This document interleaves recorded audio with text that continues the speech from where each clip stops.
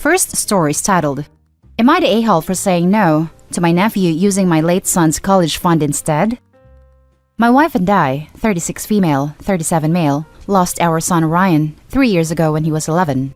Before he was born, my wife's parents gave us a large sum to start up on his college fund, and we've been putting money on the side for years so that he can use it once he went to college. Unfortunately, he never got the chance, and we haven't touched that money since. It's taken time, but with a lot of therapy, we made peace with our loss. We have even started talking about trying to have another baby next year. My sister and her family came to our house Sunday morning, and we were talking about my nephew Steven now being in his last year of high school. It brought up questions about what his plans were after graduating, and he said college, though he's not sure what he wants to study. When my nephew wasn't around, my sister mentioned they have been worrying about how they'll afford college for him. His GPA is average, and he doesn't do any activities outside of his studies, so they say they don't think he'll have much of a chance with scholarship. He'll have to rely on student loans and financial aid. My sister mentioned Ryan's college fund and how it would be a huge help if Steven got that for himself. We were caught off guard and didn't know what to say. With talks about having a baby, we decided we wouldn't touch that money for now and had to tell her no. We explained we're not sure if we want to use that money for future baby expenses or if maybe that will be our child's college fund to use in the future. My sister became upset and felt it wasn't fair we were keeping this money all for a hypothetical child when my nephew is an actual living person who will benefit from it. She said we won't struggle financially with a new child since we both earn a good income and we can always save more money. Which is true, but there's no guarantee we'll always be making the same income with the state of the world, and at least that money's there now. She kept pushing this to the point where it was becoming an argument. What struck a nerve was when my sister said, "It's not like anyone else is using that money right now." I don't know why it bothered me. I suppose it's the way she casually mentioned my son no longer being with us. My wife was growing uncomfortable with the whole thing, so I firmly said no, and that's the end of it. There was tension after, and my sister was in a sour mood until they left. I later received a message from her later on stating how selfish she thinks we are being, and she thought we would help Steven since we claim to love him so much, yet won't help him provide for his future. I didn't want to get into it with her and decided not to respond, but I still keep reading her text. Are we in any way being a-holes here? We do love Steven, and we want him to succeed, but we had already agreed that money would be used for our future child. It's all very conflicting, and hard not to feel guilty over our choices. Now for the top comments. Not the a-hole. If they needed scholarship so much, then she should have been on his butt so he would have merits in order to be a competitive candidate for them. Her plan to fund her son's education is your family's college fund? That's moronic and entitled. But also, there are so many different scholarships that he could apply for. Discover has tons for like $1,000. That would help, that I find it hard to believe he couldn't get any.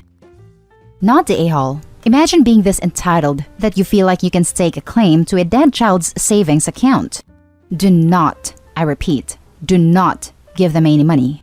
Good luck on your future maybe baby, and in the meantime, please enjoy your time with more supportive friends and family. And it was given to them by Opie's wife's parents. I could maybe see it if it had come from Opie's parents that he shares with his sister. But this is so outrageous that, I don't know, it's just pretty outrageous. I mean, you've got everything here. Money, dead child, entitlement. Yuck. Opie, you're not the a-hole. Not the a-hole. Your sister, though? Whoo boy. If there was an Azziest A on Reddit award, she'd win. She knows you're still processing a tremendous loss and thought that this was the perfect time to spring this on you and lay the guilt trip heavy when you didn't immediately cave. F her. You are not the selfish one. She is. Selfish, cold-hearted. Insert adjective that will get me banned from this sub. She told you that you must not love your nephew. Otherwise, you'd give him the money. Well, by that logic, she doesn't love her own child. Otherwise, she would have started saving for his education years ago. Now for the next story. Am I the a-hole for refusing to replenish a college trust for my deceased husband's affair child? I, 52 female, am in an unusual situation and need an outside perspective, but want to maintain my anonymity. 18 years ago, it was revealed at my husband's funeral he had a pregnant mistress, 40 female. Obviously, I didn't just take the woman's word for it and stated that she wouldn't get a cent until there was a DNA test. When it was proven true, I was devastated, but agreed to set up a trust for the child for college and agreed to let them live in one of my rental properties in a good area rent-free until her child was 18. She had to pay for utilities. She agreed, and I made it clear that I wasn't going to do anything else for her or the child. I also made it clear that I wouldn't take on the responsibility of fostering a relationship between our children and that it would be my husband's side of the family's job. Fast forward 12 years and the mistress' child got sick and needed medical treatment. She didn't have enough money for what insurance wouldn't cover and reached out to me for support. I reminded her what our original agreement was and to borrow money from relatives for assistance. She said her credit wasn't good enough for a loan at the time, and she didn't have anyone who she could borrow the money from. When I wasn't budging, she got upset and accused me of being a monster for not helping a child in need. I reminded her that I already helped her child by setting up a college trust, but she could use some of that money for the costs if she really needed it. She agreed and her child pulled through. Now that the child is 18 and intending to go to college in the fall of 2021, the mistress reached out to me about the trust and was upset when she found out that the amount was much less than what was originally agreed upon. I reminded her it was less because some of the money was used for the medical bills and that I never said I would put the money back in. I also informed her that I was going to start charging her rent the following year and she would need to pay or move out. I didn't care that she was upset because I was always straightforward about the situation. But now my mother-in-law and sister-in-law are starting to say that it's unfair to the child. I don't see it that way because the mistress had at least 6 more years to figure something out. So, am I the a-hole? Edit. Thank you so much for giving out your opinions and advice so far. However, I do see some reoccurring comments and questions, so I wanted to give more info just in case it changes your stance. 1. I am an American, and I live in the United States. 2. My husband and I were in our 30s, and he died in an accident, so there was no will. We were strong middle class but not rich. My husband had a life insurance policy that named me as a primary beneficiary and then our children, a house that wasn't paid off yet, $20,000 worth of his own savings, and 2 cars that was both in our names but also wasn't paid off at the time of his death. His mistress could have sued, but it wouldn't have been much. 3. The rental property that I let her stay in was an inheritance from my side of the family that was solely in my name, so my husband had no legal ownership of at the time of his death. 4. My mother-in-law and sister-in-law don't know the full details, but they know I have enough money to the point where I could pay for the mistress' child to go to a decent 4-year school and not miss it, even during this pandemic. They, on the other hand, can't. Edit 2. Also forgot to mention that because my husband died in an accident, that I got some money for that too. Now for the top comments. Not the a-hole. Blows my mind how much family members love to say it's unfair when they're not willing to lift a finger to help.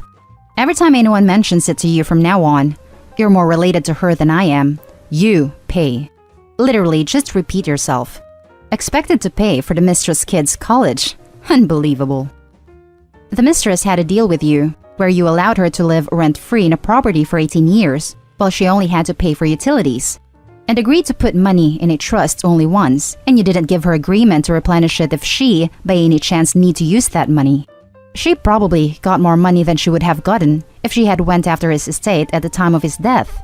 If they're so keen on supporting the affair child through college, they should not expect you to. Also, I guarantee now that she no longer gets free rent. She will probably end up moving, or you have to evict her due to non-payment of rent. Edited post for more info. Also, she lived 18 years rent-free. Seems to me that mother-in-law and father-in-law think that their precious baby boy did nothing wrong and that his widower has to pay for their equally precious baby grandchild to go to college. OP already gave the mistress a lot more than what she deserved. If the mistress wants money, she can take it up with the mother-in-law and father-in-law since they're so effing interested.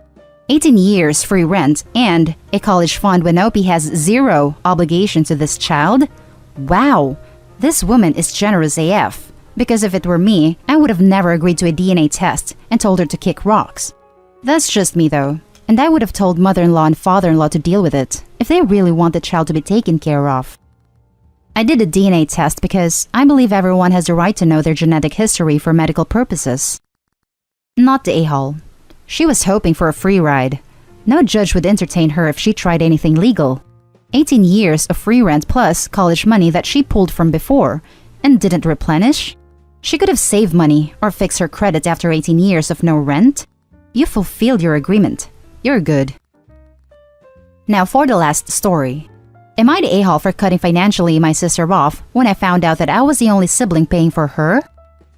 I have 3 siblings. I am the eldest. My youngest sister is the only one of us who didn't attend college. She got pregnant and dropped out few months into college. I live in another state and see them only a couple of times a year. I am not real close to any of them. My sister fell into deep financial crap after the guy took off, and the baby, B, had a ton of medical issues that she couldn't afford. In the end, she moved in with my parents. Me and the other siblings decided to pitch in some money each month to help the youngest sister. At first, they told me that since I earned the most, I should contribute more. I firmly said that I will contribute what everyone else is going to contribute. They agreed. It's been a year, and recently, my youngest sister reached out to me and said that she needed money urgently because B needed a surgery the next month. I was a little perplexed. B hasn't been to the hospital for the past 2 months, and the money from those 2 months from all of us should have been more than enough to cover the surgery. I kept pointing this out and asked her what happened to the money. She kept saying that money got used up. At this point, I told her that she was going to have to show me some bills, and she broke down, saying that I am the only one who is giving her money, and my parents/my other siblings asked her to keep that a secret from me. They decided that I am the only one who should pay for everything because I earn more and I am child-free, while the others are not.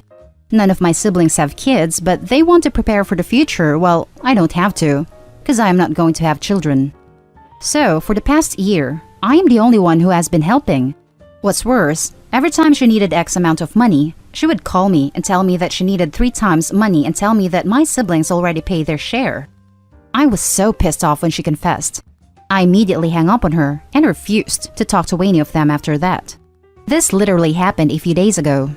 I haven't sent any money this month or for the surgery. Everyone obviously thinks I am the a-hole. I told my siblings that until they match what I have paid last year, they aren't going to see another cent from me. My siblings told me that they cannot afford that much right now and begged me to continue paying or, at the very least, pay for another year so everyone can figure something else out. I refused to. Am I the a-hole here? Now for the top comments. Not the a-hole. There are resources she could apply for. The entire family except for you are the a-hole.